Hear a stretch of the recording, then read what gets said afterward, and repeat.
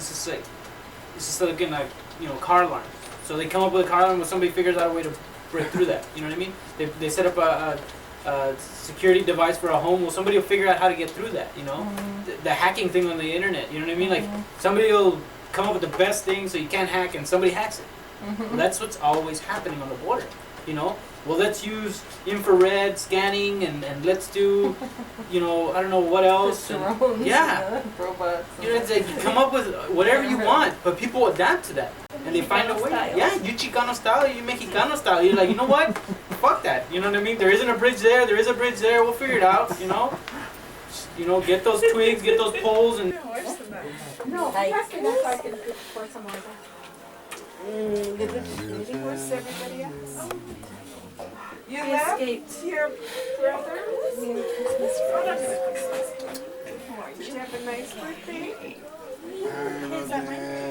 I get my glass away from you. Yeah, I had a guy that spoke English. Where you going? I was going over to the club. Going to the club? Why are you walking this way to the club? Where do you live? Over here? Over here where? What's your address? Where were you born? Here where? Naco what? So wait, put your hands on the car. You have any idea? Let me see your wallet. And so you fire them off at them. Don't give them time to think. Because a lot of times they're coached in rehearse. This guy here, he was... Big, right? And Jackie? Merry Christmas. You babysitting? My dad's a retired INS officer. And so that gave it a look inside of that kind of, we lived in this kind of reality of like, he's supposed to enforce a border, but most of my family comes from the other side of the border, which is odd. And before even becoming an immigration officer, he brought across all of my mother's family. There was 12 of them all together. He brought them all across illegally. Family who crosses time to this day. I had a cousin who had his paperwork. He had his papers, and he would cross the river because he would get hassled more if he crossed the bridge with his paperwork than if he would cross the river.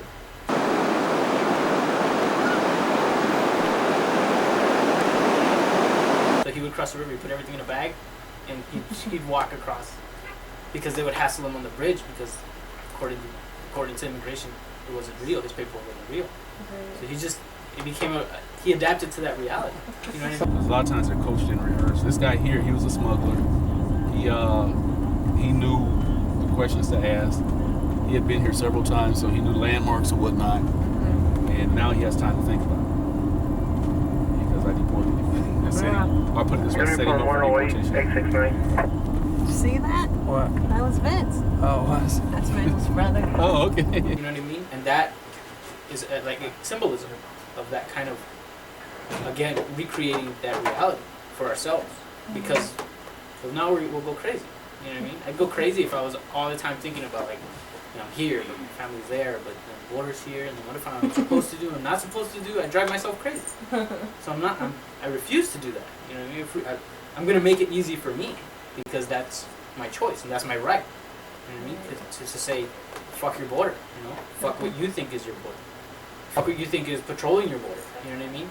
And that's kind of difficult because my family's kind of taken that patrol mentality. I have 2 cousins that are INS officers, an uncle who's an INS officer, my father who's an INS officer. Taking that mentality of like, well, we're American, we're supposed to do this. Look how pretty Nana looks for Emily's birthday. Please, before I have to go, let's Well, I'm gonna have to go to the car now. So in speaking to him, it's like, well, I don't believe in what you did for a living. You know what I mean? That's kind of like saying I don't believe in your existence. That's like, I'm kind of like trying to erase a whole history that's his, that he created, when everything that this country is supposed to say is you're supposed to make a name for yourself. And one way to make a name for yourself, because the border is very impoverished, is to take that role. You know what I mean? That's one of the biggest jobs on the border. Oh, yeah. Because it pays. It pays. So people kind of mold themselves and undermine it also. They mold themselves to fit to, because then they go crazy. You know what I mean? Like my Theo, he came over here. My dad brought him over here illegally, and now he's an immigration officer. You know what I mean? And then and talking to him, it's like, well, what do you think? And he's like, well, I had to feed my family. How pretty she looks. Mama. Mama.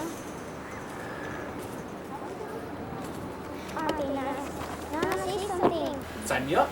You know what I mean? We need bilingual people. Yeah, and we need bilingual people. You know what I mean? Right. The brown people are the best people to patrol the border because they already know that culture. They know how people cross. Hell, if you already lived over there and you already know all that, then you're ahead of the game. It's not a Gawacho or Bolillo trying to figure out, well, what the hell's going on or why, or, you know what I mean? Now we use the same resources, which is really, I mean, I would say it's a brilliant tactic by the U.S. government.